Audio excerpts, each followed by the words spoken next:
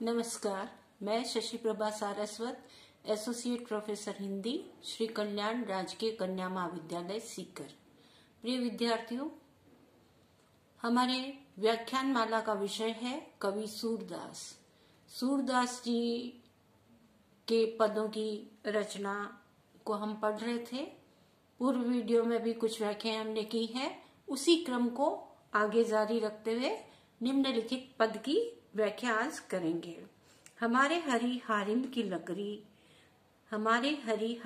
लकड़ी मन बच क्रम नंद नंदन सो उर्य दृढ़ करी पकड़ी, जागत सोवत सपने सो तुक कान कान जकरी, सुनतई जोग लगत ऐसो अली जो करुई ककरी, सोई व्याधि हमें ले आए देखी सुनी न करी, गे तो सूरती ने ले दीजिए जिनके मन चकरी। सूरदास जी कहते हैं, उद्धव गोपिकाओं को निर्गुण निराकार ब्रह्म का उपदेश देने लगे। तब उद्धव को जवाब देते हुए गोपिकाएं बड़े चातुर्यपूर्ण ढंग से कह रही है कि हे उद्धव, तुम निर्गुण निराकार का उपदेश हमें दे रहे हो, परंतु हमारे लिए तो भगवान श्री कृष्ण ही सब कुछ है। भगवान श्री कृष्ण हमारे लिए उसी भांति है जैसे तुमने सुना होगा कि हारिल पक्षी एक लकड़ी को जकड़ करके पकड़ लेता है, उसको छोड़ता नहीं है। अगर कोई लकड़हारा उस लकड़ी को काट भी रहा है तो भी वो उसकी परवाह नहीं करते हुए जकड़ कर उस लकड़ी को पकड़े रखता है, अपनी जान भी देने को तैयार रहता है, क्योंकि वो लकड़ी से सर्वस्व सब कुछ मानते हुए प्रेम करता है। उसी भांति हम भी भगवान श्री कृष्ण को अनन्य प्रेम करती हैं। हमारे लिए कृष्ण भगवान हारिल पक्षी की लकड़ी की तरह है। हमने भी मन में भगवान श्री कृष्ण की छवि को अनन्य रूप से बसा रखा है। भगवान श्री कृष्ण ही हमारे लिए सब कुछ है। मन वचन क्रम नंदन सो उर्य दृढ़ कर पकड़ी। गोपिकाएं कहती है कि हमने मन वचन कर्म और वाणी से अपने हृदय में दृढ़ता पूर्वक नंद के कुमार भगवान श्री कृष्ण को अपने हृदय में पकड़ रखा है। अर्थात भगवान श्री कृष्ण हमारे हृदय में समाये हुए हैं। उन्हें हम किसी भी भांति त्याग नहीं सकते। मन वचन कर्म से अपने हृदय में भगवान श्री कृष्ण रूपी लकड़ी को पूर्ण रूप से दृढ़ता के साथ हमने पकड़ रखा है। अतः आगे कहती है, सुनत जागत सोवत सपने सोतुक कान कान जकरी। हम जागते हुए सोते हुए स्वप्न में या प्रत्यक्ष रूप में सदा भगवान श्री कृष्ण की रट लगाए रहती हैं। हे उद्धव, सुनतई जो लागत ऐसो अली जो करुई ककरी।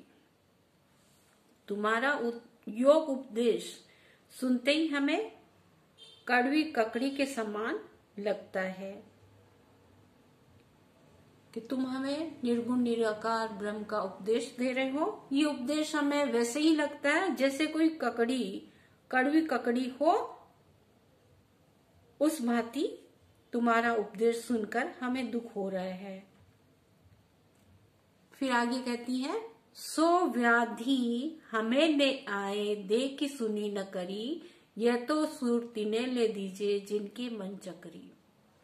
सोई व्याधि, हे उद्धव, व्याधि कहते हैं बीमारी को, सोई है ना वह, तुम तो हमारे लिए वह बीमारी ले आए हो जो न कभी देखी है, न सुनी है और न कोई उसका उपचार हो। इस प्रकार की बीमारी तुम हमारे लिए लेके आए हो। अन्यथा जगत में सुना है कि जो भी कोई बीमारी है उस सब का इलाज होता है, परंतु ये तो एक नई प्रकार की बीमारी तुम लेकर के आए हो। सोई व्याधि हमें ले आए।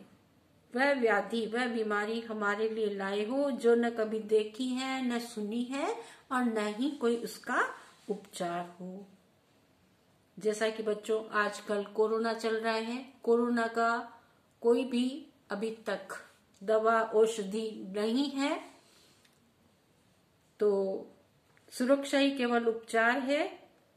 ऐसी बीमारी पहले न कभी देखी गई थी, न सुनी गई थी और न ही कोई उसका अभी तक उपचार है। इसी प्रकार ये गोपिकाएं भी कह रही हैं कि तुम तो हमारे लिए ऐसी बीमारी ले आए हो जो न कभी देखी है, न सुनी है और न ही उसका कोई उपचार हो।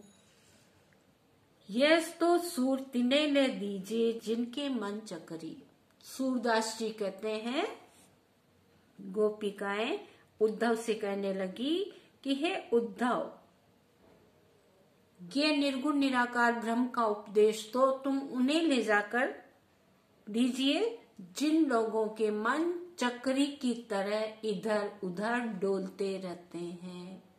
कि आज किसी और देवी देवता की उपासना कर ली, कल किसी और इष्ट को अपना लिया और परसों किसी और को मानने लगे। हमारे लिए तो हमारा कृष्ण कन्हैया कल भी वही था, आज भी वही है और भविष्य में भी हमारा सर्वस्व रहेगा। तो तुम्हारे इस निर्गुण निराकार ब्रह्म का हम पर कोई भी असर नहीं होने वाला है। तुम्हारी ये निर्गुण निराकार ब्रह्म की उपासना की गठरी कहीं और ले जाकर के खोलो। जिन लोगों के मन चक्री की तरह डोलते रहते हैं, इधर उधर घूमते रहते हैं, वहां ले जाकर अपने ज्ञान की, इस निर्गुण निराकार ब्रह्म की उपदेश को, शिक्षा को सुनाओ और लोगों को सुनाओ। हमारे लिए तो कृष्ण का प्रेम ही सर्वोपरि है। भगवान श्री कृष्ण को ही हम सब कुछ मानते हैं। कुछ कठिन शब्द इसमें आए थे। तो हारिल आप समझ गए हो। हारिल एक पक्षी है जो लकड़ी को जकड़ करके पकड़ लेता है, लकड़ी को प्रेम करता है, जकड़े हुए रखता है। क्रम का अर्थ होता है कार्य, मन बच क्रम, मनसा वाचा कर्मणा।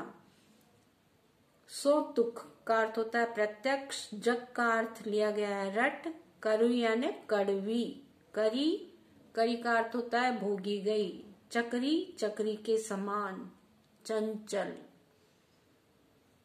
तो इस प्रकार आपको विशेष टिप्पणी के अंतर्गत कुछ बातें लिखनी है, जो इस प्रकार से आप लिखेंगे।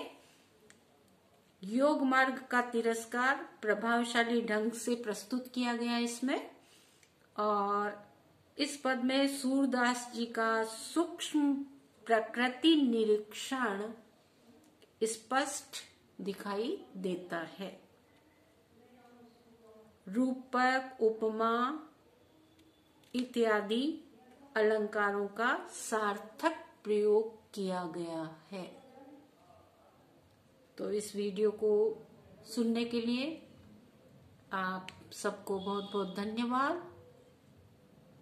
साथ साथ में सदैव जो जो पढ़ाया जाता है उसको साथ साथ आप पढ़ते जाइए और अच्छे अंक लाने की प्रयास करते रहिए। प्रथम श्रेणी अवश्य लानी है, ये चीज सोच करके नित्य प्रति जो पढ़ाया जाता है उस चीज को आप साथ साथ में पढ़ते जाइए। बहुत बहुत धन्यवाद।